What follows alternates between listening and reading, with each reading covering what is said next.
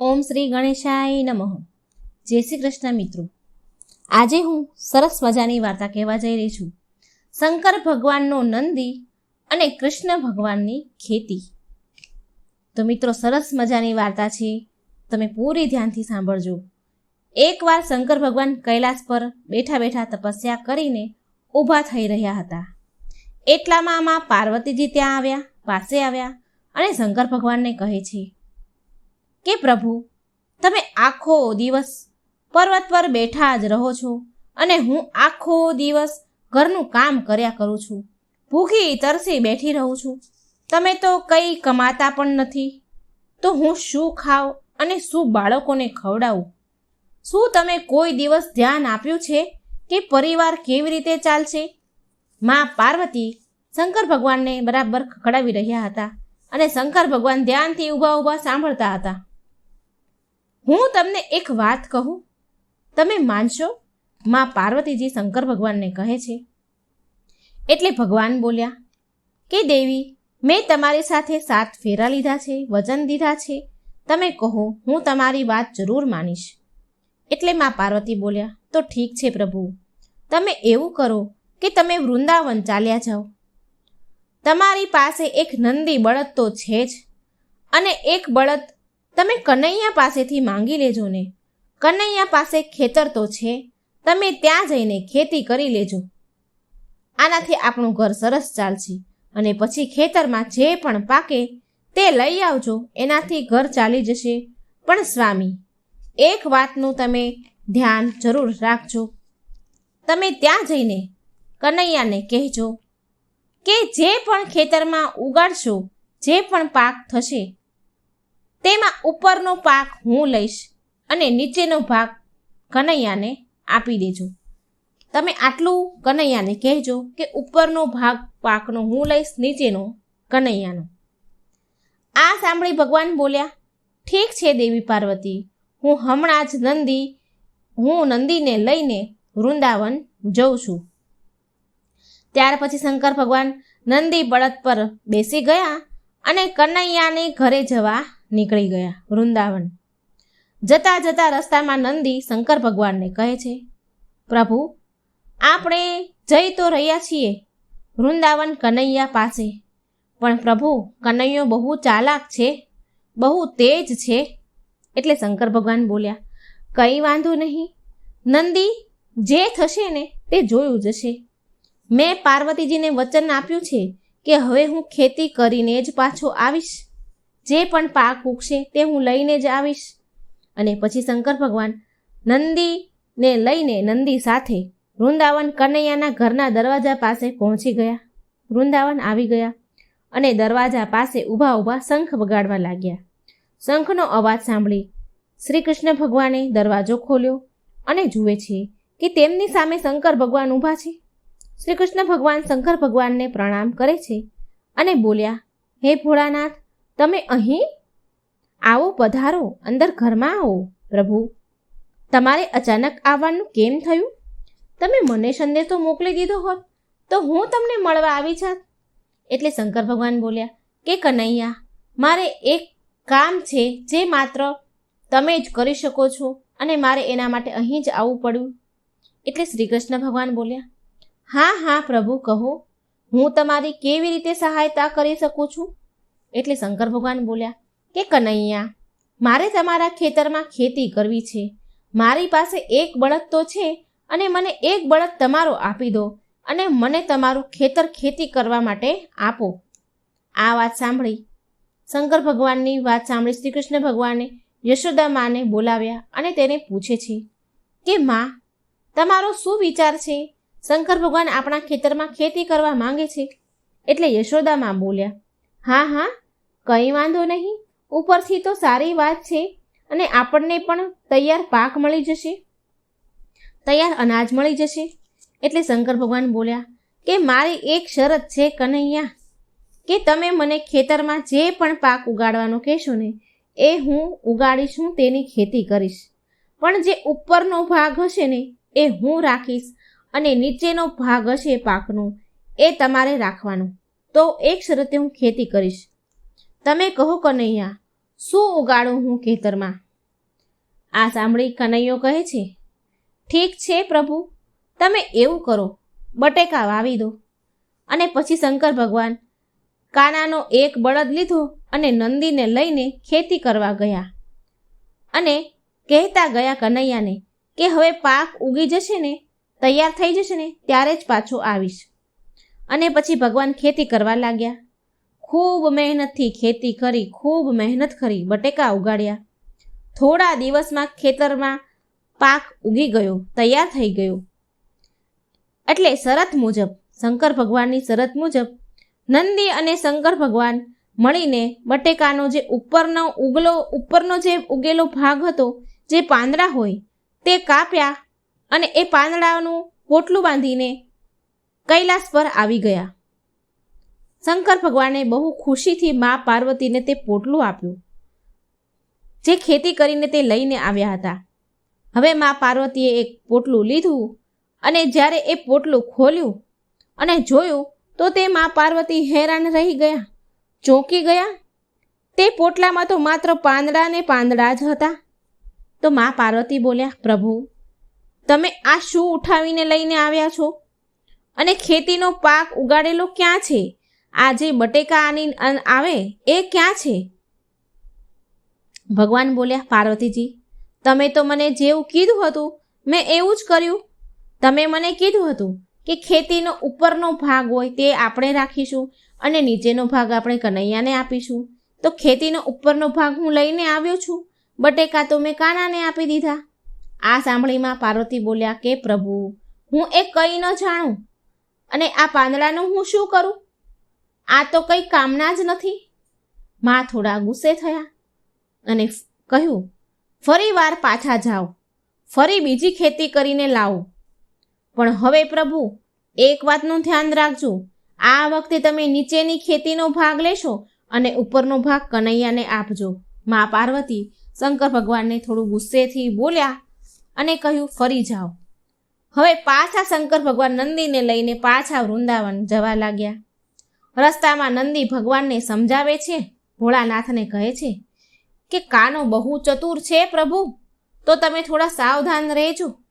શંકર ભગવાન ફરી એ જ બોલ્યા કે જે થશે તે જોયું જશે, છે તો એ ભોળાનાથ આખીર.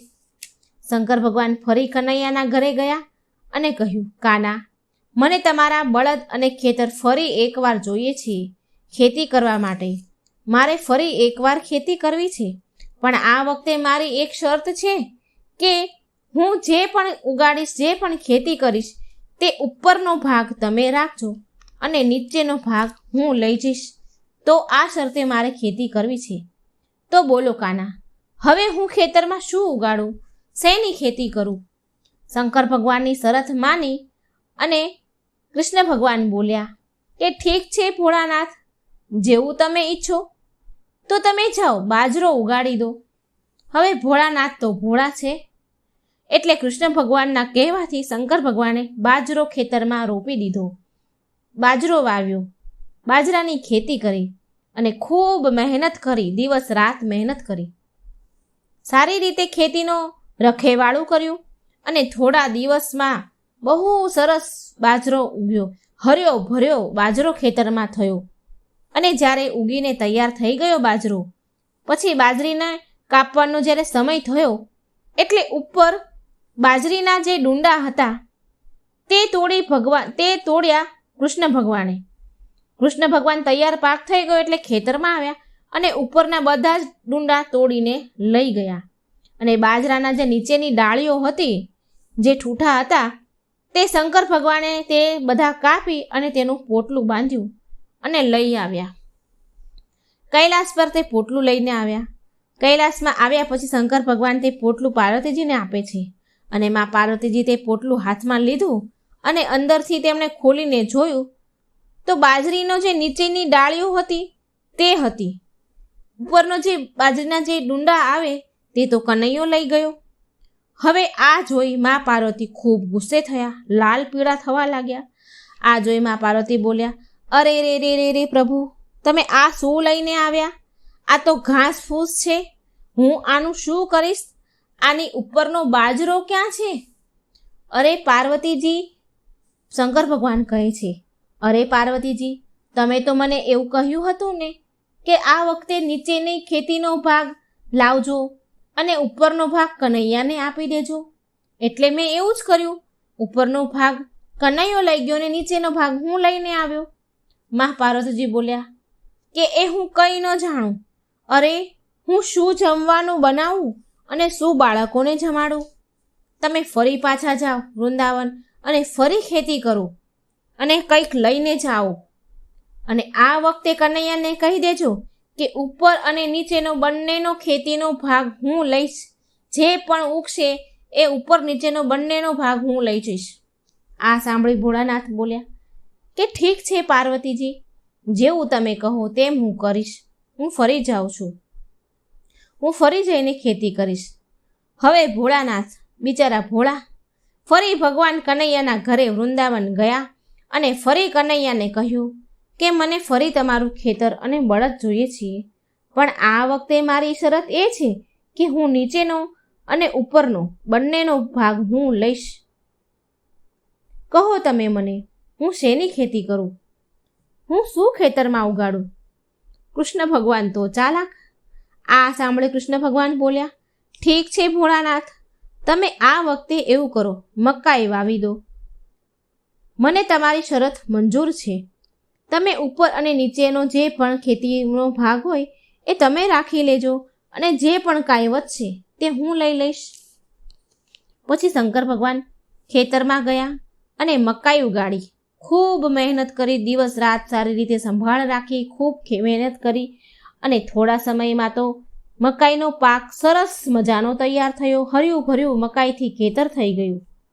મકાઈ પૂરી રીતે તૈયાર થઈ ગઈ એટલે કૃષ્ણ ભગવાન અને યશોદામાં ખેતરમાં આવ્યા. જે વચ્ચેનો ભાગ હોય મકાઈનો તે તોડીને ઘરે લઈ ગયા અને ઉપર અને જે નીચેનો મકાઈનો જે ભાગ હોય તેનું ભગવાને પોટલું બાંધ્યું. ઉપરની મકાઈ બધી કાઢીને કૃષ્ણ ભગવાન લઈ ગયા. જે કંઈ વધ્યું એ શંકર ભગવાને લઈ લીધું, પોટલું બાંધ્યું. આ વખતે તો નંદી અને શંકર ભગવાન બહુ ખુશ જઈ રહ્યા હતા કે આ વખતે તો શંકર ભગવાન તો એવું વિચાર કરતા જતા હતા કે આ વખતે તો માતા પાર્વતી બહુ ખુશ થઈ જશે, કારણ કે ઉપર અને નીચેનો બંનેનો ભાગ હું લઈને આવ્યો છું. ખૂબ ખુશ થશે. ભગવાને ખેતીનું પોટલું મા પાર્વતીને આપ્યું. મા પાર્વતીએ તે પોટલું ખોલ્યું.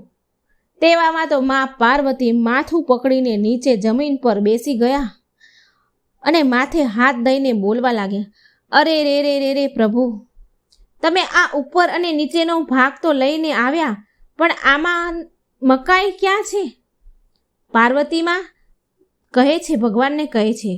પાર્વતીમાં કહે છે કે પ્રભુ મકાઈ નથી, એ ક્યાં ગઈ? એટલે શંકર ભગવાન કહે છે, પાર્વતીજી, તમે તો કહ્યું હતું કે ઉપર અને નીચેનો ભાગ બંને લઈને આવજો. મેં કેટલી મહેનત કરી અને ખેતી કરી અને ઉપર અને નીચેનો બંનેનો ભાગ લઈને આવ્યો છું. અને હું તો ભોળો જેવું તમે કહ્યું એવું મેં કહ્યું. હજી ભગવાન બોલી જ રહ્યા હતા તેવામાં શ્રી કૃષ્ણ ભગવાન આવ્યા.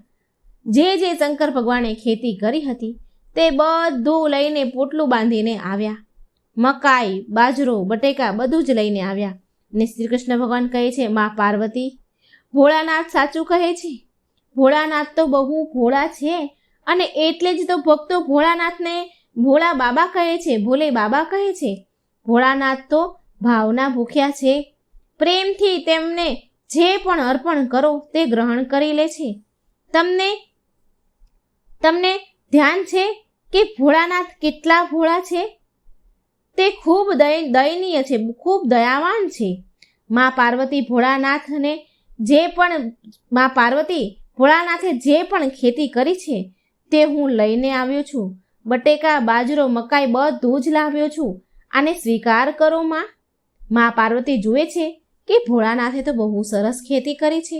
ખૂબ પુષ્કળ પ્રમાણમાં પ્રભુએ પાક ઉગાડ્યો હતો. બાજરો, મકાઈ અને બટેકા ઉગાડ્યા હતા.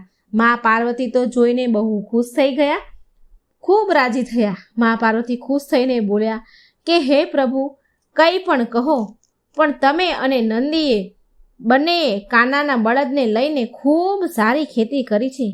ધન્યવાદ પ્રભુ, તમને ધન્યવાદ.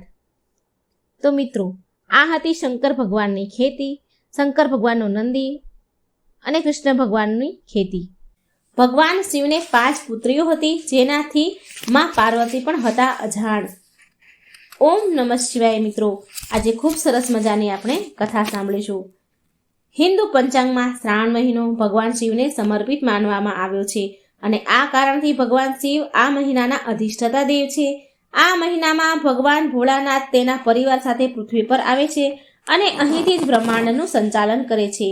તમે બધા એ વાત તો જાણતા હશો કે ભગવાન શિવના પરિવારમાં ભગવાન શિવ, માતા પાર્વતી અને તેમના 2 પુત્ર ગણેશ અને કાર્તિકે છે. પણ શું તમે એ જાણો છો કે ભોળાનાથની 5 બીજી પુત્રીઓ પણ હતી, જેનો જન્મ અજાણતા થઈ ગયો હતો? જો નથી જાણતા તો આ વિડીયોને અંત સુધી જરૂર જુઓ. ભગવાન શિવના પુત્ર ગણેશ અને કાર્તિકી વિશે બધા જાણે છે, પણ તેમની 5 પુત્રીઓ વિશે બહુ ઓછા લોકોને ખબર છે. મધુ શ્રાવણની કથામાં ભગવાન શિવ અને માતા પાર્વતીની 5 પુત્રીનું વર્ણન મળી આવે છે. શિવ પુરાણમાં પણ તેમની પુત્રીઓનું વર્ણન છે. શિવ પુરાણ અનુસાર એકવાર મહાદેવ અને માતા પાર્વતી મનુષ્ય રૂપ ધારણ કરીને જંગલમાં ભ્રમણ કરી રહ્યા હતા. ત્યારે રસ્તામાં એક સુંદર સરોવર દેખાયું. આ સુંદર સરોવર જોઈને માતા પાર્વતીએ મહાદેવને એમાં જળ ક્રીડા કરવાનો આગ્રહ કર્યો. પછી મા પાર્વતી અને શિવજી સરોવરમાં પાણીમાં નહાવા લાગ્યા અને એ સમયે મા પાર્વતી અને ભગવાન શિવમાંથી એક તેજ પ્રગટ થયું. એ તેજ પ્રગટ થયું એટલે શિવજીએ એ તેજને એક પાંદમાં મૂકી અને સરોવરની પાળે મૂકી દીધું. જળમાં રહેલા એ પ્રકાશમય તેજના હિસાબે કારણે 5 કન્યાનો જન્મ થયો. મા પાર્વતી અને શિવજીના તેજના જે પાનમાં મૂક્યું હતું એમાંથી 5 કન્યા જન્મી. પરંતુ માતા પાર્વતી શિવજી સાથે હોવા છતાં પણ એમને આ વાતની જાણ ન થઈ. તેમને ખબર ન પડી કે એમની 5 કન્યાઓ ધરતી ઉપર જન્મ લીધો છે. મહાદેવ જાણતા હતા કે આ 5 સર્પ કન્યા એમની પુત્રી છે. ભોળાનાથ તેમની આ 5 પુત્રીને તેમની આંખોની સામે મોટી થતા જોવા માંગતા હતા અને તેની સાથે રહેવા માંગતા હતા. પણ મહાદેવ આમ કરી શકે તેમ ન હતા અને ત્યાર પછી એ કારણથી જ રોજ મહાદેવ જંગલમાં સરોવરમાં જતા અને એમની 5 સર્પ કન્યા નાગ કન્યા સાથે રમતા હતા, સમય વિતાવતા હતા. હવે મહાદેવ આવું રોજ કરતા રોજ તેની પુત્રીને મળવા જાય અને તેની સાથે રમવા જાય. હવે માતા પાર્વતી રોજ મહાદેવને સંતાઈને જતા જંગલમાં સરોવરમાં જતા જોતા અને માતા પાર્વતી મહાદેવ પર શંકા થઈ. બીજા દિવસે જ્યારે મહાદેવ બધાથી છુપાઈને એ જંગલના સરોવરમાં જવા નીકળ્યા ત્યારે માતા પાર્વતી પણ મહાદેવ પાછળ ગયા. પછી મા પાર્વતીએ જોયું કે મહાદેવ તે જંગલના સરોવરમાં 5 નાગ કન્યા સાથે રમી રહ્યા છે. તો મા પાર્વતીને બહુ ક્રોધ આવ્યો અને એ નાગ કન્યાને મારવાનું વિચાર્યું. જેવો જ મા પાર્વતીએ નાગ કન્યાને મારવા માટે એમનો પગ આગળ વધાર્યો તેવામાં મહાદેવ મા પાર્વતીને રોકી લે છે અને બોલ્યા કે આ નાગ કન્યા તમારી જ પુત્રી છે. દેવી પાર્વતી, તમે આ નાગ કન્યાની માતા છો. આ સાંભળી મા પાર્વતીને બહુ આશ્ચર્ય થયું અને બોલ્યા કે આ નાગ કન્યા એમની પુત્રી કેવી રીતે હોઈ શકે? ત્યારે શિવજીએ માતા પાર્વતીને કહ્યું, નાગ કન્યાના જન્મ વિશે પૂરી વાત કહી. એ વાત સાંભળી મા પાર્વતીનો ક્રોધ શાંત થઈ ગયો અને હસ્યા. અને શિવજી માતા પાર્વતીને કહે છે કે આ નાગ કન્યાના નામ જયા, વિષહર, શામલીબારી, દેવ અને દૌતલી છે. ભગવાન કહે છે કે જો કોઈ પણ વ્યક્તિ મારી આ પુત્રીની શ્રાવણ મહિનામાં પૂજા કરશે અને તેને ક્યારેય સાપનો ડર નહીં સતાવે, એના પરિવારના લોકોને સાપથી કોઈ નુકસાન નહીં થાય ક્યારેય. આ કારણથી શ્રાવણ મહિનામાં નાગ કન્યાની પૂજા થાય છે. નાગ કન્યા સાપોની પૂજા થાય છે અને શ્રાવણ મહિનામાં સાપને આ કારણથી કોઈ મારતું પણ નથી. માટે કહેવાય છે સનાતન ધર્મમાં હર એક કારણ પાછળ એક કથા જરૂર હોય છે. મિત્રો, આ 5 પુત્રી સિવાય મહાદેવને બીજી 3 પુત્રીઓ પણ હતી. આનું વર્ણન શિવ પુરાણમાં મળી આવે છે. એક અશોક સુંદરી, બીજી જ્યોતિ અને ત્રીજી મનસા. દેવી પાર્વતીએ તેનું એકલાપણું દૂર કરવા માટે એક પુત્રીનો તેમને સહારો જોતો હતો. માટે તેમણે મહાદેવની મોટી દીકરી અશોક સુંદરીને જન્મ દીધો અશોક સુંદરીમાં પાર્વતી સમાન ખૂબ સુંદર હતી, માટે તેના નામ સાથે સુંદરી જોડવામાં આવ્યું અને અશોક નામ એટલે આપ્યું કે પાર્વતીનો શોક દૂર કરવા માટે આવી હતી. મહાદેવની બીજી પુત્રનું નામ હતું જ્યોતિ. એમના જન્મથી જોડાયેલી બે કથા છે. પહેલી કથા અનુસાર જ્યોતિનો જન્મ શિવજીના તેજથી થયો હતો અને તે તેમના પ્રભામંડળનું સ્વરૂપ છે. બીજી કથા અનુસાર જ્યોતિના જન્મ માતા પાર્વતીના માથામાંથી નીકળેલા તેજથી થયો હતો. દેવી જ્યોતિનું બીજું નામ જ્વાલામુખી પણ છે અને તમિલનાડુના કેટલાય મંદિરમાં તેની પૂજા થાય છે. ભોળાનાથની ત્રીજી પુત્રીનું નામ હતું મનસા. મનસાનો જન્મ પણ કાર્તિકેયની જેમ પાર્વતીજીના ગર્ભમાંથી નથી થયો. પુરાણો અનુસાર મનસાનો જન્મ ત્યારે થયો જ્યારે ભગવાન શિવ શંકર એક સુંદર યોગીનું રૂપ ધારણ કરીને પૃથ્વી પર વિચરણ કરી રહ્યા હતા. ત્યારે તેમનું સુંદર રૂપ જોઈને કપડાં ધોતી એક ગામની સ્ત્રી તેના પર મોહિત થઈ ગઈ અને શિવજીને તેના વશમાં કરવા માટે ભગવાન શિવના જ બનાવેલા વશીકરણ મંત્રનો ઉપયોગ કરવા લાગી. ત્યારે ભગવાન શિવ તેમના બનેલા મંત્રની માંગ રાખવા માટે વશીકરણ પાસમાં બંધાઈ ગયા. ત્યારે એ બંનેના સંબંધથી જે કન્યા ઉત્પન્ન થઈ તે મનસા દેવીના નામથી પ્રસિદ્ધ થયા. આ કથા અનુસાર મનસા દેવીનું અડધું અંગ દેવી અને અડધું અંગ મનુષ્યનું છે. તો આવી રીતે મનસા દેવીનો જન્મ શિવ અને માતા પાર્વતીના અંશથી થયો. મનસા દેવી જ્યારે ભગવાન શિવ અને માતા પાર્વતી પાસે આવ્યા તો ભગવાન શિવના ગળામાં લટકેલા નાગરાજ વાસુકીએ ભગવાન શંકરને પ્રાર્થના કરી અને કહ્યું કે મનસા દેવીને નાગલોકમાં મોકલી દો, કેમ કે વિશ્વના પ્રમુખ અષ્ટનાગોની કોઈ બહેન નથી. ત્યારે ભગવાન શિવે તેમના ભક્ત વાસુકીની વાત માનીને મનસા દેવીને નાગલોકનું સામ્રાજ્ય પ્રદાન કર્યું. આવી રીતે મનસા દેવી સમસ્ત નાગ જાતિની બહેન અને પુત્રી માનવામાં આવે છે. આ પ્રકારે તેને સમસ્ત નાગ જાતિના આધીન માનવામાં આવે છે. તો મિત્રો, આ હતી શિવ અને માતા પાર્વતીની પુત્રીઓની જન્મકથા. કેદારનાથને જાગૃત મહાદેવ કેમ કહેવાય છે? આની પાછળનું રહસ્ય શું છે? તો મિત્રો, આ એક આપણે કથાના માધ્યમથી જાણીશું. મિત્રો, જો વિડીયો સારો લાગે તો લાઈક કરજો, શેર કરજો, આ ચેનલને સબસ્ક્રાઇબ જરૂર કરજો. શેર એટલા માટે કરવાની કે બીજાને પણ આ રહસ્ય સમજમાં આવે, ભગવાનની કથા સાંભળવા મળે અને એમને ભગવાન પ્રત્યેની શ્રદ્ધા અને ભક્તિ વધે, જેના કારણે આપણને પુણ્ય ફળ મળે. તો મિત્રો, માટે વાર્તા સારી લાગે તો શેર જરૂર કરજો. ઓમ નમઃ શિવાય. શિવ શક્તિની જય. હર હર મહાદેવ. એકવાર એક શિવ ભક્ત તેના ગામથી કેદારનાથ ધામને યાત્રા કરવા નીકળ્યો હતો. પહેલાના સમયમાં તો બસ, ગાડી કે કોઈ સાધનની સુવિધા તો હતી નહીં, એટલે તે વ્યક્તિ ચાલતા ચાલતા યાત્રા કરવા માટે નીકળી ગયો. રસ્તામાં જે પણ મળે તેને કેદારનાથ ધામનો રસ્તો પૂછતા પૂછતા આગળ વધે અને મનમાં ભગવાન શંકરનું નામ જાપ કરતા રહે. ઓમ નમઃ શિવાય, ઓમ નમઃ શિવાયનું નામ જાપ કરે અને આગળનો રસ્તો કાપે. ભગવાનનું ધ્યાન કરતા કરતા કેદારનાથની યાત્રા કરવા જાય છે. ચાલતા ચાલતા તેને મહિનાઓ જતા રહ્યા. કેટલાય મહિનાઓ વીતી ગયા અને પછી કેટલાય મહિનાના અંતે તે કેદારનાથ ધામ પહોંચી જ ગયો.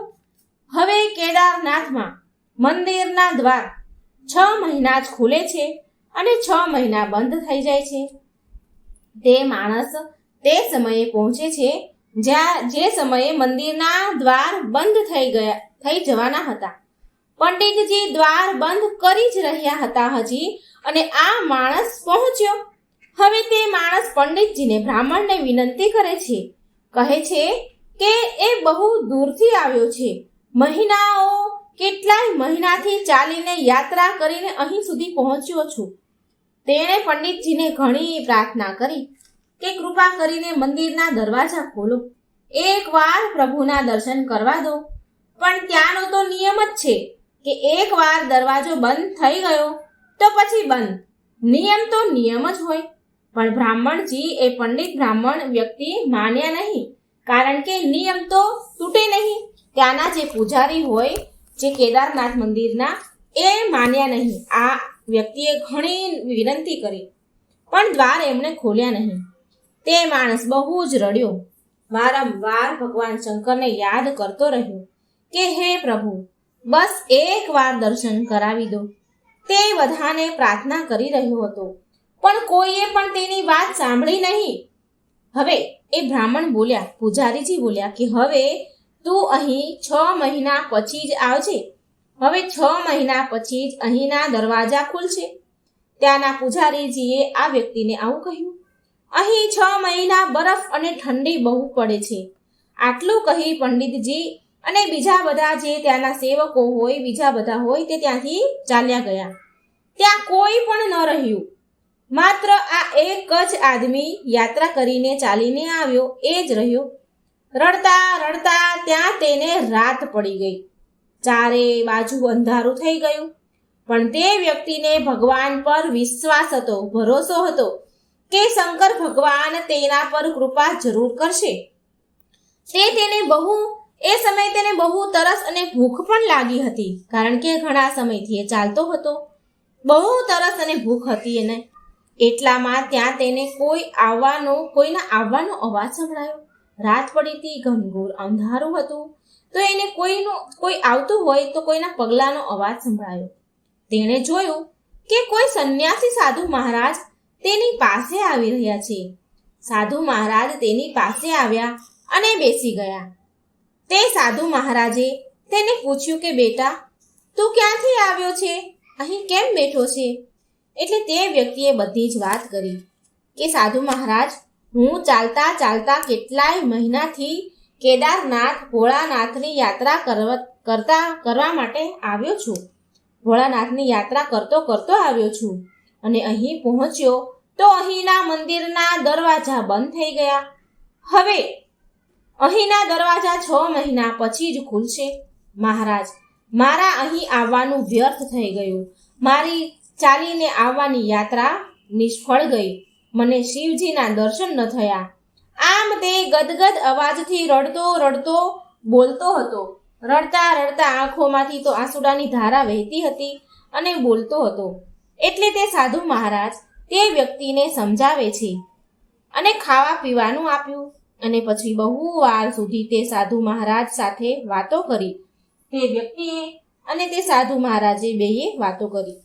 તે સાધુ મહારાજને તેના પર દયા આવી ગઈ અને તે બોલ્યા કે બેટા, મને લાગે છે કે સવારે મંદિર જરૂર ખુલશે. તું દર્શન જરૂર કરીશ. અને વાતોમાં જ જાણે તેને ક્યારે ઊંઘ આવી ગઈ તે વ્યક્તિને. સવારે સૂર્યના કિરણોનો પ્રકાશ સાથે તે ભક્તની આંખ ખુલી. તેણે અહીં ત્યાં ચારેય બાજુ જોયું તો તે સાધુ મહારાજને શોધ્યા, પણ તે સાધુ મહારાજ ક્યાંય દેખાયા નહીં જે એને રાત્રે મળ્યા હતા. અને કંઈ પણ એને સમજમાં આવ્યું નહીં. અને કંઈ સમજમાં આવે ને તે પહેલાં એણે એવું જોયું કે જે મંદિરના પૂજારીજી હતા તે તેની પૂરી મંડળી સાથે મંદિર તરફ આવી રહ્યા હતા. હવે તેણે એ પૂજારીજીને પ્રણામ કર્યા અને ભક્ત બોલ્યો, તે યાત્રા કરવા વાળો વ્યક્તિ બોલ્યો કે બ્રાહ્મણદેવ, પૂજારીજી, તમે તો કાલે મને એવું કહ્યું હતું ને કે મંદિરના દરવાજા 6 મહિના સુધી નહીં ખુલે અને આ 6 મહિના વચ્ચે કોઈ નહીં આવે, પણ તમે તો સવારે જ આવી ગયા. હજી કાલે સાંજે તમે દ્વાર બંધ કર્યા અને આજ સવારે પાછા આવી ગયા. આ સાંભળીને બ્રાહ્મણને એ પૂજારીજીને તો ઝટકો લાગ્યો. તે પૂજારીજી તે આદમીને ધ્યાનથી જોવે છે, ટગર નીરખીને જોવે છે અને તેને ઓળખવાની કોશિશ કરે છે. અને પછી પૂછ્યું કે તું એ જ વ્યક્તિ છે ને જે મંદિરના દરવાજા બંધ થયા પછી આવ્યો હતો અને મને મળ્યો હતો? મને વારંવાર દરવાજો ખોલવા માટે તું કગરી રહ્યો હતો. તું એ જ વ્યક્તિ છે ને? અરે, તું 6 મહિના થતા પાછો કેવી રીતે આવી ગયો? એટલે બ્રાહ્મણની તે મંદિરના પૂજારીની વાત સાંભળીને તે આદમી આશ્ચર્યથી બોલ્યો કે અરે પૂજારીજી, હું કાલે જ આવ્યો હતો અને હું કાલે અહીંથી ક્યાંય ગયો જ નથી. હું જ્યારે તમને મળ્યો હતો ત્યારનો હું અહીં જ બેઠો છું. હું કાલે જ આવ્યો હતો. તમે કાલે જ મંદિરના દરવાજા બંધ કર્યા હતા અને હું કાલનો અહીં જ બેઠો છું. અને તમે મને કાલે જ મળ્યા હતા અને રાતમાં હું અહીં જ સૂઈ ગયો હતો. હું ક્યાંય નથી ગયો.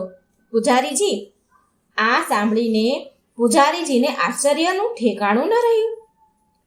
તે પૂજારીજી બોલ્યા, પંડિતજી બોલ્યા, પણ હું તો 6 મહિના પહેલા મંદિર બંધ કરીને ગયો હતો અને આજે 6 મહિના પછી આવ્યો છું. તું અહીં 6 મહિના સુધી જીવતો કેવી રીતે રહી શકે? પૂજારીજીને તો ઘડીક ચક્રમ થઈ ગયું, એને તો કંઈ સમજમાં આવ્યું નહીં. પૂજારીજી અને આખી મંડળી હેરાન હતી. આટલી બધી ઠંડી અને બરફમાં એકલો આદમી કેવી રીતે જીવતો રહી શકે? ત્યારે તે વ્યક્તિ બ્રાહ્મણ પૂજારીજીને કહે છે કે જે સંન્યાસી સાધુ મહારાજના મળવાની વાત કહે છે, કે જે તેને રાતે મળ્યા હતા, જેણે ખાવા પીવા દીધું હતું, એ ભક્ત સાધુ મહારાજની વાત આ પૂજારીજીને કહે છે. અને જે પણ તે રાતે સાધુ મહારાજ સાથે જે વાતો કરી તે બધું જ એમને સંભળાવ્યું. તે ભક્ત કહે છે કે એક સંન્યાસી સાધુ મહારાજ આવ્યા હતા. બહુ લાંબા હતા, મોટી મોટી જટાઓ હતી, એક હાથમાં ત્રિશૂળ અને એક હાથમાં ડમરું હતું. મૃગ શાળ પહેરી હતી. આ વાત સાંભળી અને બ્રાહ્મણજી જે પૂજારી તે ભક્તના ચરણોમાં પડી ગયા. તે પૂજારીજી એમને ચરણોમાં વંદન કરવા લાગ્યા. પૂરી મંડળી તે વ્યક્તિના ભક્તના ચરણોમાં પડી ગઈ અને કહ્યું કે અમે તો પૂરી જિંદગી લગાવી દીધી ભગવાનની પૂજા સેવામાં, અમને પ્રભુના દર્શન ન થયા. સાચો ભક્ત તો તું જ છે. તે તો સાક્ષાત ભગવાન શિવના દર્શન કર્યા. ભગવાન શંકરે તેમની યોગ માયાથી તારા 6 મહિનાના દિવસ એક રાતમાં પરિવર્તન કરી દીધું. કાળચક્રને નાનું બનાવી દીધું. આ બધું તારું પવિત્ર મન અને તારી સાચી ભક્તિ અને વિશ્વાસના કારણે થયું છે. તારી ભક્તિને પ્રણામ હો. તો મિત્રો, આ હતી કેદારનાથના જાગૃત મહાદેવ કેમ કહેવાય છે. ભગવાનને કેટલી શ્રદ્ધા અને વિશ્વાસ હોય કે ભગવાન આપણું કામ કરે. ચોખ્ખું મન, પવિત્ર મન હોય તો ભગવાન આપણી પાસે જરૂર આવે છે. ભગવાન બન્યા ભિખારી. આ ભોળાનાથની અને એમના ભક્તની વાર્તા છે. મિત્રો, ધ્યાનથી પૂરી સાંભળજો. ભગવાનની કથાઓ સાંભળવાથી મન શુદ્ધ થાય છે. આ વાર્તા છે ગિરધર નામના એક સોનીની. એને સોનાની એક દુકાન હતી. ગિરધરની આદત હતી રોજ સવારે દુકાન ખોલે એટલે રોજ સવારમાં ભગવાન શિવજીની પૂજા આરાધના કરે, ભગવાનના નામ મંત્ર જાપ કરે અને પછી ધંધા પર બેસી ધંધાની શરૂઆત કરે. ગિરધર ભગવાનની પૂજા તો બહુ કરતો હતો, પણ ક્યારેય પણ કોઈ જરૂરતમંદ કે કોઈ ગરીબની મદદ કરતો ન હતો. કોઈ પણ ગરીબ, કોઈ જરૂરિયાતમંદ એની દુકાનના દરવાજા પર માંગવા આવે તો તેને ભગાડી દેતો હતો. એ કોઈ દિવસ કોઈને પણ દાન પૂન કરતો ન હતો. એક દિવસ ગિરધરે તેની દુકાન ખોલી અને ભગવાનની હજી પૂજા કરતો જ હતો. શિવજીના નામ જાપ કરતો હતો, ઓમ નમઃ શિવાય, ઓમ નમઃ શિવાય. તો એટલામાં તેની દુકાન પર એક ગરીબ ભિખારી આવે છે અને ગિરધર પાસે મદદ માંગવા લાગ્યો. કહે છે, શેઠજી, બહુ જ ભૂખ લાગી છે, થોડા પૈસા આપી દો તો કંઈક ખાઈ લઉં.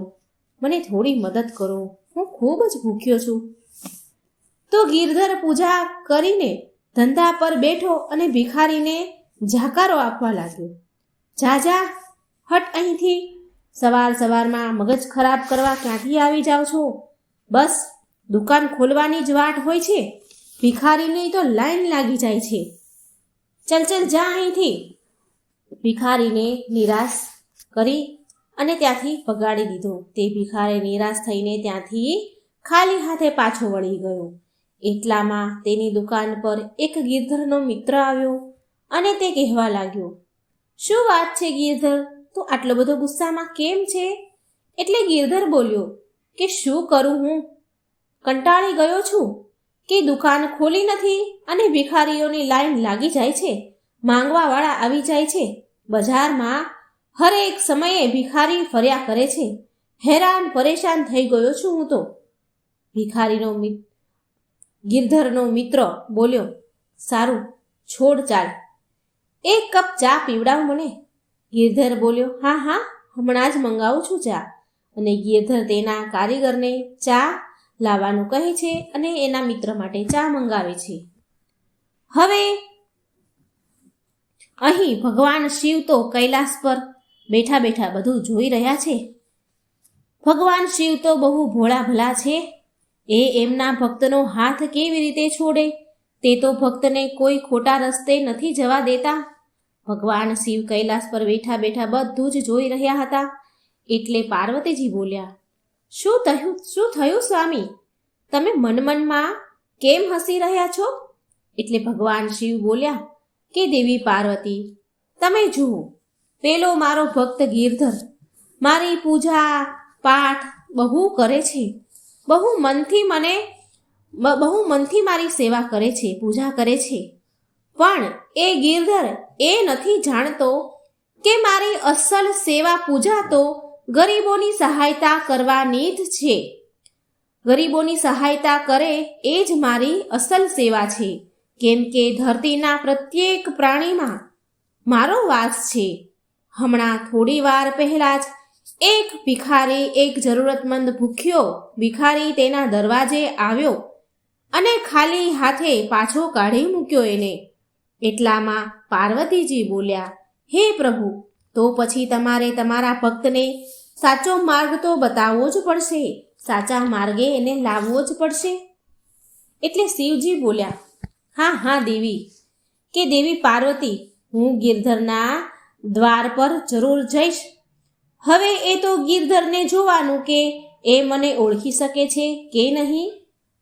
પછી ભગવાન શિવે એક અત્યંત દુઃખી ભિખારીનો વેશ ધારણ કર્યો અને ગિરધરના દરવાજા પર પહોંચ્યા.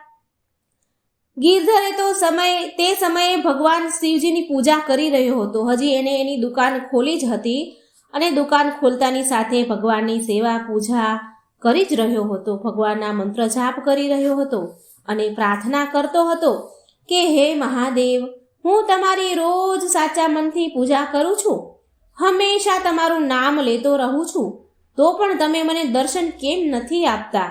હે પ્રભુ, મારી મનથી ઈચ્છા છે કે પ્રભુ તમે મને દર્શન આપો. હું તમારા દર્શન કરવા માંગુ છું. ઓમ નમઃ શિવાય, ઓમ નમઃ શિવાય, ઓમ નમઃ શિવાય એમ કરી અને હજી ગિરધર પૂજા કરી રહ્યો હતો. એટલામાં ભિખારી બનેલા ભગવાન શિવ દ્વાર પર આવી ગયા અને બોલ્યા કે બેટા, આજ સવારથી મેં કંઈ જ ખાધું નથી, થોડી મદદ કરી દે, કંઈક ખાવાનું આપી દે, થોડા પૈસા આપી દે તો હું કંઈક ખાઈ લઉં. એવામાં ગિરધર બોલ્યો, લ્યો, ફરી એક માંગવાવાળો આવી ગયો. અરે, હું તો બહુ હેરાન થઈ ગયો છું, શાંતિથી થોડી વાર પૂજા પણ નથી કરી શકતો. જેવી દુકાન ખોલી નથી ને માંગવાવાળા આવી ગયા નથી. માંગવાવાળા ભિખારીઓ આવીને ઊભા જ રહી જાય છે. ચાલ ચાલ જા અહીંથી, સવારમાં મગજ ના ખરાબ કર મારું. એમ કહીને ફરી ભગવાનના નામ જપ કરવા લાગ્યો. ઓમ નમઃ શિવાય, ઓમ નમઃ શિવાય.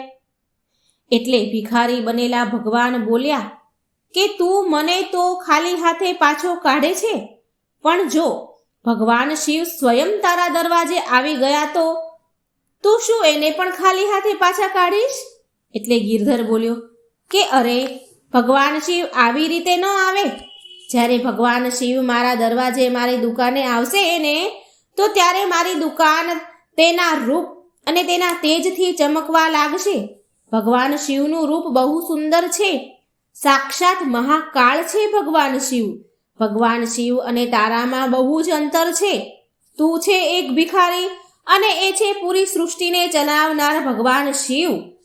જો મને એના દર્શન થશે તો હું એમની ખૂબ સેવા કરીશ. એટલે ભિખારી બનેલા ભગવાન બોલ્યા કે જો હું એમ કહું કે મારી અંદર પણ એમનો જ વાસ છે, દુનિયાના પ્રત્યેક પ્રાણીમાં એમનો વાસ છે, તો શું પછી પણ તું મને કંઈ નહીં આપે? ગિરધર બોલ્યો કે અરે, શું ગાંડો થઈ ગયો છે તું? ભગવાન શિવ તારા જેવા તુચ્છ ભિખારીની અંદર વાસ કરશે? અરે બિલકુલ નહીં, હું એ વાત તો માનું જ નહીં. તારે ભીખ જોઈએ છીએ ને માટે તું આટલી મોટી મોટી વાતો કરી રહ્યો છે. ભગવાન શિવ આવી રીતે દર્શન નથી આપતા. એ શું ભિખારી બનીને મારા દ્વાર પર આવશે? અરે ના ના, એ તો ખૂબ સુંદર રૂપમાં મને દર્શન આપશે. શું જાણે પણ છે તું કે ભગવાન શિવ કેવા દેખાય છે? તને ખબર પણ છે કઈ? એટલે ભિખારી બનેલા ભગવાન બોલ્યા કે કેવા દેખાય છે? ક્યાંક આવા તો નથી દેખાતા ને? આમ કહીને ભગવાને તેના અસલ સ્વરૂપમાં આવી ગયા. ભગવાન તેના મૂળ સ્વરૂપમાં આવ્યા અને એટલામાં એટલું બધું તેજ થયું, એટલું બધું પ્રકાશ ફેલાયો કે ભગવાનનું તેજ એટલું બધું હતું કે ગિરધર તેને સરખી રીતે જોઈ પણ નહોતો શકતો. ગિરધર તો મહાદેવનું રૂપ જોઈને ચોંકી ગયો અને હાથ જોડીને હે મહાદેવ કરીને માફી માંગવા લાગ્યો. હે મહાદેવ, તમે મારા દરવાજે આવ્યા અને હું તમને ઓળખી પણ ન શક્યો. મને ક્ષમા કરો પ્રભુ. ગિરધર ખૂબ પછતાયો અને રડવા લાગ્યો. ભગવાન બોલ્યા કે ગિરધર, તું મારો પરમ ભક્ત છે, માટે મારે તને દર્શન આપવા તો આવવાનું જ હતું. પણ એટલું યાદ રાખજે ગિરધર કે હું બધા જ પ્રાણીઓમાં વાસ કરું છું. મારું અનંત સ્વરૂપ બધા જ પ્રાણીઓમાં વિદ્યમાન છે. માટે બધા જ વ્યક્તિઓનો આદર કર. ભૂખ્યાને ભોજન ખવડાવ, તરસ્યાને પાણી પીવડાવ, દાન પુણ્ય કર. પશુ પક્ષી અને જાનવરોને પણ કોઈ કષ્ટ ન પહોંચાડવું, એમને હેરાન ન કરવા.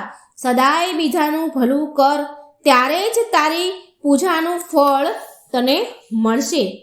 મેં ભિખારીનો વેશ એટલા માટે ધારણ કર્યો હતો કે જેનાથી હું તને સાચો માર્ગ બતાવી શકું. આટલું સાંભળી ગિરધર તો બહુ રડવા લાગ્યો. ભગવાનની માફી માંગીને કહેવા લાગ્યો કે ભગવાન, હવે હું આવું ક્યારેય નહીં કરું. મારા દરવાજેથી ક્યારેય કોઈ ખાલી હાથે પાછો નહીં જાય. પ્રભુ, હે શિવજી, હું તમને વચન આપું છું, મને તમારા દર્શન થઈ ગયા, મારું જીવન ધન્ય થઈ ગયું. હે શિવ શંકર, સદાય તમારી જય જયકાર કરીશ હું. જય ભોલે શંકર. તે દિવસ પછીથી ગિરધરના દરવાજા પરથી ક્યારેય કોઈ ખાલી હાથે પાછું ન ગયું. તો મિત્રો, આ વાર્તામાંથી આપણને શિક્ષા મળે છે કે આપણે આપણા સામર્થ્ય અનુસાર, આપણી શક્તિ અનુસાર નિર્ધર અને જરૂરતમંદ લોકોની જરૂર મદદ કરવી જોઈએ. આજે આપણે ભગવાન શિવના ભક્તની કથા સાંભળીશું. ભીલ અને ભીલડીની આ કથા છે, શિવ કથા છે, અત્યંત પવિત્ર કથા. પૂરા મનથી સાંભળજો. જ્યાં પ્રેમ છે ત્યાં જ ભક્તિ છે, જ્યાં શિવ છે ત્યાં શક્તિ છે. ઓમ સર્વમંગલ માંગલ્યે શ્રીવે સર્વાણી સાધિકે શરણ્ય ત્રંબકે ગૌરી નારાયણી નમસ્તુતે. ઓમ નમઃ શિવાય. મિત્રો, આજે આપણે ભીલ અને ભીલડીની શિવ ભક્તિની કથા સાંભળીશું. સ્કંદ પુરાણમાં આ કથાનું વર્ણન કરવામાં આવ્યું છે. સિંહકેતુ પંચાલ દેશનો એક રાજા હતો. રાજા બહુ મોટો શિવ ભક્ત હતો. શિવ આરાધના અને શિકાર કરવો એ બે વસ્તુ એને બહુ પસંદ હતી. એ શિકાર કરવા માટે રોજ શિકારની રમત રમવા માટે જંગલમાં જતો હતો. એક દિવસ સિંહકેતુએ એક મંદિર જોયું, પણ તે શિકારની શોધમાં હતો તો તે આગળ વધી ગયો. પણ ત્યાં એક ભીલ હતો. એ ભીલે ધ્યાનથી જોયું તો એક શિવ મંદિર હતું. મંદિરની અંદર વેલાની લતાઓથી, ડાળીઓના પાંદડાઓથી ઢંકાયેલું એક શિવલિંગ હતું. તે ભીલનું નામ હતું ચંડ. સિંહકેતુના સાનિધ્ય અને એના રાજ્યમાં રહેવાથી એ પણ ધાર્મિક પ્રવૃત્તિનો હતો. ચબૂતરા ઉપર સ્થાપિત શિવલિંગને જોકે તે લગભગ જમીનથી અલગ જ થઈ ગયું હતું, ઉખડી ગયેલું હતું થોડું ઘણું, અને એ ભીલે તેને પછી ઉખાડીને એને લઈ લીધું. અને ચંડ રાજાને કહે છે કે હે મહારાજ, આ જંગલમાં નિર્જન સ્થાન પર આ શિવલિંગ પડ્યું હતું. જો તમે આજ્ઞા આપો તો હું આને રાખી લઉં. કૃપા કરી મને આ શિવલિંગની પૂજા વિધિ પણ કહી દો, જેથી હું રોજ આ શિવલિંગની પૂજા કરીને પુણ્ય કમાવી શકું. રાજાએ કહ્યું કે હે ચંડભીલ, રોજ આ શિવલિંગને નવડાવીને આના ઉપર ફૂલ, બીલીપત્રો શણગાર કરજે. ફૂલ અને બીલીપત્રથી શણગારજે આ શિવલિંગને. અક્ષત ને મીઠા ફળ ચડાવજે. જય ભોલે શંકર બોલીને પૂજા કરજે. અને ત્યાર પછી આ શિવલિંગને ધૂપ દીવા કરજે. રાજાએ થોડી મજાકના ભાવમાં એવું પણ કહ્યું કે આ શિવલિંગને ચિતાની ભસ્મ જરૂર ચડાવજે. એ ભસ્મ તાજી ચિતાની જ રાખવી જોઈએ, એ તાજી ચિતાની જ રાખ હોવી જોઈએ, એ વાતનું તો તું ધ્યાન ખાસ રાખજે. પછી ભોગ લગાવજે અને વાજા વગાડીને ખૂબ નાચજે ગાજજે. રાજા તો તે જંગલમાંથી આટલું કહીને ફરી ચાલ્યો ગયો. પણ તે ભીલે તે જંગલમાં જ તે રહેતો હતો. તેણે તેના ઘરે જઈને તેને જેમ સમજણ પડી, જેવી તેની બુદ્ધિ ચાલી, તે પ્રમાણે તેણે એક સારી જગ્યા પર, ચોખ્ખી જગ્યા પર શિવલિંગની સ્થાપના કરી અને રોજ તેને પૂજા કરવાનો નિયમ બનાવી લીધો. ભીલડી માટે આ વાત નવી હતી, કારણ કે તેણે તો ક્યારેય પૂજા પાઠ જોયા જ ન હતા. ભીલની આવી રીતે પૂજા કરવાથી એવા સંસ્કાર જાગ્યા કે થોડા દિવસ બાદ તો તે પોતે, ભીલડી તો પૂજા કરતી ન હતી, પણ ભીલની સહાયતા, તેના પતિની સહાયતા જરૂર કરતી, સહાયતા કરવા લાગી. થોડા દિવસ વીત્યા તો ભીલની પૂજામાં તે રસ ધરાવા લાગી. તેને, એ ભીલડીને પૂજા પસંદ આવવા લાગી. એને આ બધું ગમવા લાગ્યું. એક દિવસ ભીલ પૂજા કરવા બેઠો હતો તો તેણે જોયું કે બધી જ પૂજાની સામગ્રી હાજર છે, પણ એને એવું લાગે છે કે ચિતાની ભસ્મ લાવવાનું તો ભૂલી જ ગયો. તો તે ભાગતો ભાગતો જંગલની બહાર સ્મશાન ગયો. આશ્ચર્ય હતું આજે કે ભીલને કે આજે તો કોઈ ચિતાની સળગતી જ નથી, કોઈ ચિતાની રાખ જ નથી. એ સ્મશાન ગયો પણ તેને રાખ ન મળી. પાછલી રાતે સળગેલી ચિતાનું પણ કોઈ નામ નિશાન ન હતું. જો કે તે પાછલી રાતની પણ રાખ લઈ શકે. જો કે તે આગલી રાતે જ, પાછલી રાતે જ તે ત્યાંથી સ્મશાનમાંથી તાજી ચિતાની રાખ લઈ ગયો હતો. પણ અત્યારે સવારે એને કોઈ ચિતાની રાખનું એને નામ નિશાન ન મળ્યું, એની ચિતાની રાખ જ ન મળી.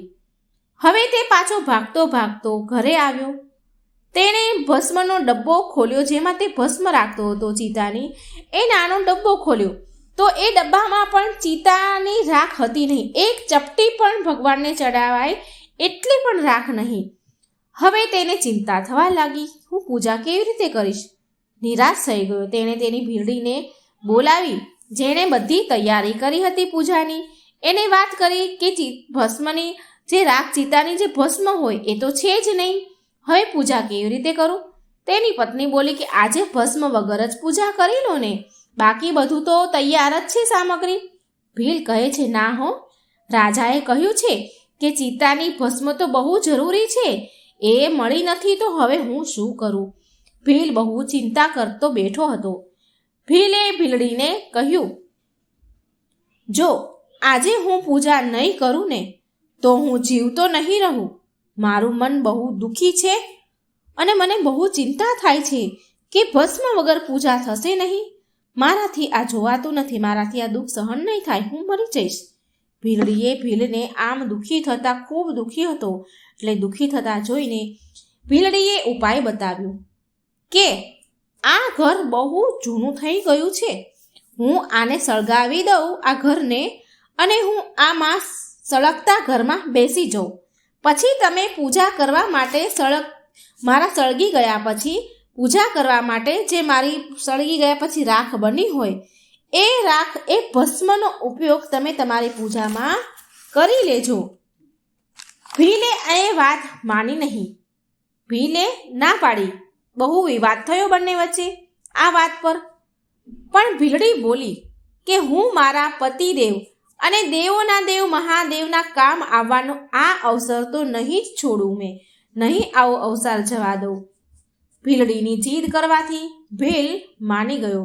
પછી ભીલડીએ સ્નાન કર્યું અને ઘરમાં આગ લગાવી અને ઘરની 3 વાર પરિક્રમા કરી અને ભગવાન ભોળાનાથનું ધ્યાન કર્યું અને ભોલાનાથનું નામ લઈ સળગતા ઘરમાં એ અંદર પ્રવેશી ગઈ. થોડી વારમાં જ શિવ ભક્તિમાં તે ભીલડી બળીને ભસ્મ થઈ ગઈ. ભીલે તેની પત્ની ભીલડીને ભસ્મ લીધી. તેની પત્ની બળી ગઈ તો એની ભસ્મ લીધી. બહુ સારી રીતે તેમણે ભગવાન ભોળાનાથની પૂજા કરી. તે ભીલે બહુ સારી રીતે પૂજા સંપન્ન કરી. એ ભોળાનાથની પૂજા એને એનું ધ્યાન હતું, એટલી શ્રદ્ધાથી કરી કે એ ભૂલી જ ગયો કે એની પત્ની આગ લાગી, એ પત્ની બળીને ભસ્મ થઈ ગઈ છે, આગ લાગી ઘરમાં. આ બધું જ એના મનમાં એ ભૂલી ગયો. બહુ શ્રદ્ધાથી ભાવથી એને પૂજા કરી. શિવ ભક્તિમાં ઘર સહિત ઘરવાળીને ખોઈ બેસવાનું ભીલને જરાય દુઃખ નહોતું. ભીલના મનમાં જરાય દુઃખ નહીં. સુખપૂર્વક પૂજા કર્યા બાદ તેણે ભગવાનને ચડાવેલો પ્રસાદ લેવા માટે ભીલે ભીલડીને બોલાવી, બૂમ પાડી, કારણ કે એ તો બધું ભૂલી જ ગયો હતો. એટલો મસ્તાન હતો ભગવાનની પૂજામાં. એણે ભગવાનનો પ્રસાદ લેવા માટે ભીલડીને બૂમ પાડી. ક્ષણભરમાં બળી જનારા ઘરમાંથી ભીલડીને તેણે આવતા જોઈ. જ્યારે ભીલડી એની પત્ની પાસે આવી તો ભીલે તેની પત્નીને જોયું તો એની પત્ની અને ઘરને સળગવાની વાત એને યાદ આવી ગઈ. તો ભીલ તરત જ બોલી ઉઠ્યો, અરે આ કેવી રીતે થયું? તું કેવી રીતે આવી આ ઘરને પાછું આવી ગઈ અને તું કેવી રીતે પાછી આવી ગઈ? તું તો સળગી ગઈ હતી ને. તારા ભસ્મની રાખથી તો મેં ભગવાનની પૂજા કરી, ઘર પણ સળગી ગયું હતું, તો તું અને ઘર સહી સલામત બંને કેવી રીતે? પછી ભીલડી બોલી કે જ્યારે હું સળગતા અગ્નિમાં હું ઘરમાં ગઈ તો મને એવું લાગ્યું કે જાણે હું પાણીમાં પ્રવેશ કરી રહી હોય અને મને તરત જ ઊંઘ આવી રહી હોય. મને એવું લાગ્યું ને તરત જ હું ઊંઘી ગઈ અને જાગ્યા પછી મેં જોયું કે હું ઘરમાં જ છું અને તમે મને પ્રસાદ લેવા માટે બોલાવી રહ્યા છો. એ બંને હજી આવી રીતે વાત કરી જ રહ્યા હતા. એવામાં તો આકાશમાંથી અચાનક એક વિમાન ઉતર્યું. તેમાં ભગવાન શિવના 4 ગણો હતા અને તેમણે તેના હાથેથી એ વિમાનમાં એ ગણોએ ભીલ અને ભીલડીને બેસાડ્યા. ગણોનો હાથ અડતા જ ભીલડીના શરીર દિવ્ય બની ગયા અને બંનેએ શિવ મહિમાનું ગુણગાન ગાયો અને અત્યંત શ્રદ્ધાથી ભગવાનના આરાધનાનું ફળ ભોગવતા શિવલોક ગયા. ઓમ નમઃ શિવાય. શક્તિપતિની જય. જય મા પાર્વતી. હે મિત્રો, આ ભીલ અને ભીલડીની વાર્તા પૂરા મનથી ધ્યાનથી સાંભળજો અને બીજાને પણ શેર કરજો. ભગવાન ભોળાનાથનું નામ કમેન્ટ બોક્સમાં જરૂર લખજો. મારી ચેનલને સબસ્ક્રાઈબ જરૂર કરજો. જય શ્રી કૃષ્ણ. રાધે રાધે. Thank you. માં પાર્વતીજી ચાલ્યા પીર રિસાઈને. સરસ મજાની શંકર પાર્વતીની નોકઝોકની વાર્તા છે. તો મિત્રો, આ વાર્તાને પૂરા ધ્યાનથી, આ કથાને પૂરા ધ્યાનથી સાંભળજો અને વિડીયો સારો લાગે તો લાઈક કરજો અને શેર કરજો. મારી આ ચેનલને સબસ્ક્રાઈબ પણ જરૂર કરી દેજો. ઓમ નમઃ શિવાય. શિવ શક્તિની જય. એકવાર માતા પાર્વતીજી બહુ ક્રોધમાં હતા અને ભગવાન શિવજીના આવવાની વાટ જોઈને બેઠા હતા. સાંજ થતાં ભગવાન શિવ આવ્યા અને શિવજીએ માતા પાર્વતીને ગુસ્સામાં જોયા. એટલે શિવજી બોલ્યા, શું વાત છે દેવી પાર્વતી? તમે તો બહુ ક્રોધમાં હોય એવું લાગી રહ્યું છે કાંઈ? મા પાર્વતી બોલ્યા, ક્રોધ ન કરું તો બીજું શું કરું? સ્વામી, તમે તો તપસ્યામાં અને બીજા અન્ય કાર્યોમાં એટલા બધા વ્યસ્ત રહેવા લાગ્યા છો કે તમે તો મારી તરફ ધ્યાન આપવાનું બિલકુલ બંધ કરી દીધું છે. તમે તો મારી તરફ ધ્યાન આપતા જ નથી ને કાંઈ. જાઓ, મારે તમારી સાથે વાત નથી કરવી. શિવજી બોલ્યા, અરે અરે દેવી પાર્વતી, આટલો બધો ક્રોધ? શું કરું દેવી? બહુ બધા કામ હતા જેને કરવામાં આટલો બધો સમય લાગી ગયો. તો મા પાર્વતી બોલ્યા કે સ્વામી, તમે મારી સાથે વિવાહ કર્યા છે, તમારે મને પણ સમય આપવો જોઈએ. મને તમે બિલકુલ સમય જ નથી આપતા ને. તમને ખબર છે ને કે મેં પ્રાતઃકાળે સવારે તમને શું કહ્યું હતું કે તમે મને ભ્રમણ કરવા માટે લઈ જશો, પણ તમે એ વચન પૂરું ન કર્યું. આજ નહીં, પણ હું તમને પાછળના ઘણા દિવસોથી આ વાત કહી રહી છું કે મારે ભ્રમણ કરવા જવું છે. ભગવાન શિવ બોલ્યા, સારું, ઠીક છે, કાલે તો સવારે મારે બહુ જરૂરી કાર્ય પૂરા કરવાના છે, પણ ત્યાર પછી આપણે ભ્રમણ કરવા માટે જઈ શકીશું. સારું, ચાલો, કંઈ નહીં. ખાવાનું બન્યું હોય તો આપો ને. કાંઈ ખાવાનું બનાવ્યું હોય તો મને આપો ને. બહુ જોરમાં ભૂખ લાગી છે. શિવજી બોલ્યા. પછી મા પાર્વતી કહે છે કે મને ખબર જ હતી કે વાત ફરીને ઘુમાવી ફેરવીને કાલ અને પરમ દિવસ પર આવી જશે. કાલે લઈ જઈશ, પરમ દિવસે લઈ જઈશ. હું તો બસ ચોકામાં જ વ્યસ્ત રહ્યા કરું છું. ચોકા જ કર્યા કરીશ. તમે મને ક્યારેય ફરવા નથી લઈ જવાના અને આ વાત હું બહુ સારી રીતે જાણું છું. હવે હું કંઈ ખાવા પીવાનું બનાવવાની નથી. હું ચાલી મારા પિયર. હું મારા પિયર જઉં છું. તમે જાતે બનાવો ખાવાનું અને જાતે ખાઓ. જ્યારે તમને મારી પરવાહ નથી તો હું શું કામ તમારી પરવાહ કરું? ગણેશ અને કાર્તિકેયનું પણ જોડે જોડે ખાવા બનાવી નાખજો, ભોજન બનાવી લેજો, એટલે તમને ખબર તો પડે ને કે તમને મારી કેટલી કિંમત વર્તાય છે એ તો હું જોઉં. શિવજી બોલ્યા, શું પાર્વતી, તમે પિયર જઈ રહ્યા છો? અરે પાર્વતી, આવું ન કરો. તમે જાણો છો ને કે તમારા વિના હું કેટલો અધૂરો છું. હું આ બધું રસોઈ, ચૂલા ચોકા, ઘર ગૃહસ્થી કેવી રીતે સંભાળીશ? આ બધી મારા વશની વાત નથી. આ બધું મારાથી ન થાય. અરે પાર્વતી, સાંભળો ને, સાચું, ચાલે આપણે જઈશું. કાલે આપણે ભ્રમણ કરવા માટે જઈશું. હું તમને ફરવા લઈ જઈશ. આવી રીતે રિસાઈને ન જાઓ. મા પાર્વતી બોલ્યા, નહીં નહીં, હવે તો હું પિયર જાવ જ છું. થોડા દિવસો પછી જ પાછી આવીશ. માતા પાર્વતી તો બહુ નારાજ હતા, બહુ દુઃખી થઈને રિસાઈ ગયા હતા. હવે ભગવાન શિવજી વિચારે છે કે હવે તો પાર્વતીજી થોડા દિવસો પછી જ આવશે. મા પાર્વતી તો ગયા પિયર. એનું કપડાનું પોટલું લીધું અને પિયર ચાલ્યા ગયા. અને ભગવાન શિવજી વિચારે કે હવે તો પાર્વતી કીધું છે, પાર્વતીજીએ બહુ ગુસ્સામાં કીધું છે, માટે હવે થોડા દિવસો પછી જ આવશે. જ્યારે એમનો ગુસ્સો શાંત થશે, એનો ક્રોધ શાંત થઈ જશે, ત્યારે આવી જશે. પણ ક્યારે પાછા આવશે તે નથી ખબર. પછી મા પાર્વતી પિયર ચાલ્યા જાય છે. હવે ઘરની અને બાળકોની બધી જ જવાબદારી ભગવાન શિવ પર આવી ગઈ. થોડી વાર પછી ગણેશજી અને કાર્તિકજી આવ્યા અને બોલ્યા કે અમને બહુ ભૂખ લાગી છે પિતાજી, બહુ જોરમાં ભૂખ લાગી છે. જલ્દી જલ્દી અમને ભોજન આપો ને પિતાજી. ગણપતિજી બોલ્યા, પિતાજી, ભૂખના કારણે મારા પેટમાં દુખવા લાગ્યું છે. કાર્તિકેયજી બોલ્યા, પિતાજી, મને પણ બહુ ભૂખ લાગી છે, જલ્દી જલ્દી ખાવા આપો. શિવજી બોલ્યા, હા હા, આપું છું બેટા. અને શિવજી નંદીને કહે છે, નંદી, જરા મારી મદદ કરો ને. મેં રોટલી તો બનાવી દીધી છે, બસ તમે ખાલી બાળકોને પીરસવામાં મદદ કરો. નંદીજી બોલ્યા, સારું પ્રભુ. નંદીજીએ ભોજન પીરસ્યું કાર્તિકીજીને અને ગણપતિજીને. તો ગણપતિજી જેવું મોઢામાં મૂક્યું તો ગણપતિજી બોલ્યા, પિતાજી, આ બટેકાનું શાક છે કે પાણીનું શાક છે? આમાં બટેકા તો દેખાતા જ નથી, શાકમાં તો પાણી પાણી જ દેખાય છે. શિવજી બોલ્યા, ના ના, મેં બટેકાનું શાક બનાવ્યું છે, ખાઈને તો જુઓ, બહુ સ્વાદિષ્ટ બન્યું છે. કાર્તિકીજી બોલ્યા, હે પિતાજી, રોટલી તો બળેલી છે, કેટલી બધી રોટલી બળેલી છે, એક પણ રોટલી એવી નથી કે જેને અમે ખાઈ શકીએ. તમે બધી જ રોટલી બાળી નાખી છે પિતાજી. પછી ગણપતિજી બોલ્યા, કાર્તિકીજીને કહે છે કે ભાઈ, આપણે માતાની ગેરહાજરીમાં, માતાની અનુપસ્થિતિમાં આવું જ ભોજન ખાવું પડશે. જ્યાં સુધી માતા પાછા નહીં આવે ત્યાં સુધી આપણે આવું જ ખાવું પડશે. પછી નંદીજી ખાવા બેઠા અને બોલ્યા, પ્રભુ, શાકમાં તો મીઠું બહુ વધારે પડી ગયું છે. એટલે શિવજી ખીજાયા કે નંદી, જેવું બન્યું છે ને તેવું ચૂપચાપ ખાઈ લો. હું એમ પણ બહુ ચિંતામાં છું, હેરાન છું. આ બધા કામ સાચે જ પાર્વતી જ આટલી સરળતાથી કેવી રીતે સંભાળી લે છે, મને તો એ હજી પણ ન સમજાયું. મારા માટે આ ઘરના કામ કરવા એ બહુ મુશ્કેલ છે. આ તો એક ગૃહિણી જ કરી શકે. મને પાર્વતીજીની કમી બહુ વર્તાવા લાગી છે.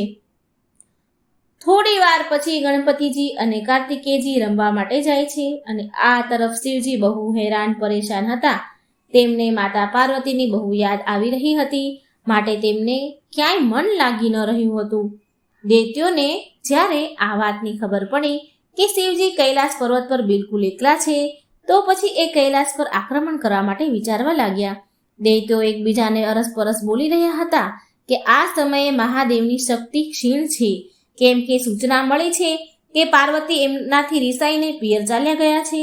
બીજા અસુરો બોલ્યા, અરે આ તો આપણા માટે બહુ સારો મોકો છે, બહુ સારો સમય છે. શિવજીને બંદી બનાવીને આપણે કૈલાસની સાથે સાથે પૂરી પૃથ્વીને જીતી શકીએ છીએ. તો બીજા અસુર બોલ્યો કે પછી વાર શેની, ચાલો આપણે કૈલાસ પર આક્રમણ કરી દઈએ. આ તો એમ પણ પાર્વતી શિવજીથી નારાજ છે અને શિવની શક્તિઓ તો એમ પણ પાર્વતીના ગયા પછી નબળી પડી ગઈ હશે. દૈત્યો ભગવાન શિવ સાથે યુદ્ધ કરવા માટે તૈયાર થઈ ગયા. આ તરફ કૈલાસ પર શિવજી બહુ હેરાન પરેશાન હતા. એકલા એકલા બોલીને બડબડી રહ્યા હતા કે દેવી પાર્વતીજી, તમે રિસાઈને કેમ ચાલ્યા ગયા છો? તમારા વગર કૈલાસ બિલકુલ સૂનું સૂનું થઈ ગયું છે. તમારા વિના બધું જ અધૂરું છે. હું પણ તમારા વિના બહુ અધૂરો છું. પાછા આવી જાઓ પાર્વતીજી. આમ એકલા એકલા બોલી રહ્યા હતા. ગણેશ અને કાર્તિકીજી પણ તમને બહુ યાદ કરે છે અને મને પણ તમારે બહુ યાદ આવી રહી છે. હવે ગણેશ અને કાર્તિકે હનુમાનજીના ઘરે રમવા ગયા છે અને રમીને આવશે તો એને ભૂખ લાગશે. તેના માટે લાય હું કંઈક બનાવી લઉં, એમ કહીને શિવજી રસોઈ બનાવવા લાગ્યા. શિવજી બાળકો માટે ભોજન તૈયાર કરવા લાગ્યા. અને આ તરફ કૈલાસ પર દૈત્યો બધું જ સંતાઈને છુપાઈને બધું જોઈ રહ્યા હતા અને બોલ્યા કે મોકો સારો છે, ચાલો કૈલાસ પર આક્રમણ કરી દઈએ અને શિવજીને બંદી બનાવી લઈએ. આમ કહી આક્રમણનો નાદ કર્યો. આક્રમણ એમ કહી નાદ કર્યો. એટલામાં તો માતા પાર્વતી આવી જાય છે કૈલાસ પર અને બોલ્યા, સ્વામી તમે ક્યાં છો? હું થોડા દિવસ માટે પિયર ચાલી ગઈ તો તમે તો બિલકુલ ધ્યાન આપવાનું છોડી દીધું ઘરનું.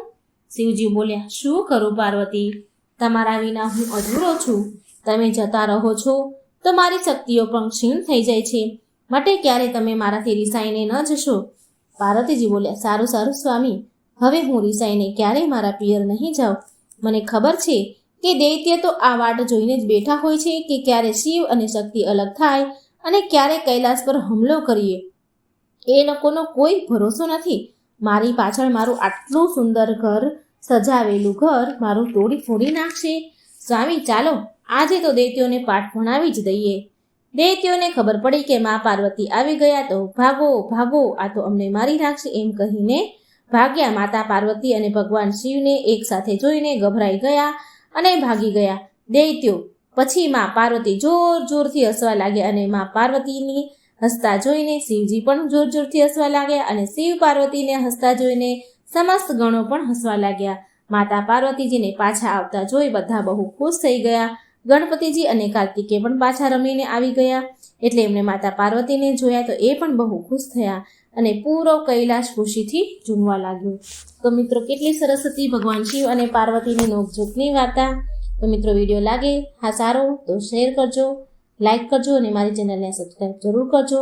કોમેન્ટ બોક્સમાં બની શકે તો ભગવાનનું નામ પણ જરૂર લખજો. જય શ્રી કૃષ્ણ. રાધે રાધે. Thank you.